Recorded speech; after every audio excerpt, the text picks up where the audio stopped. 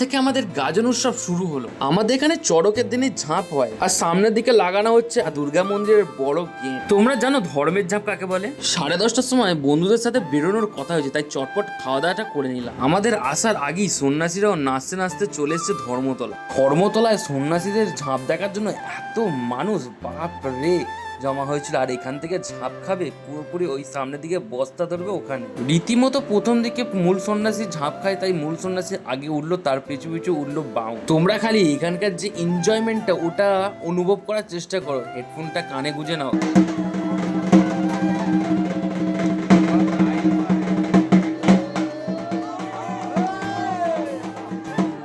এই অসাধারণ মুভমেন্টের সাথে অসাধারণ এক্সপিরিয়েন্সের সাথে আজকের মিনি ব্লগটা এখানেই শেষ করছি।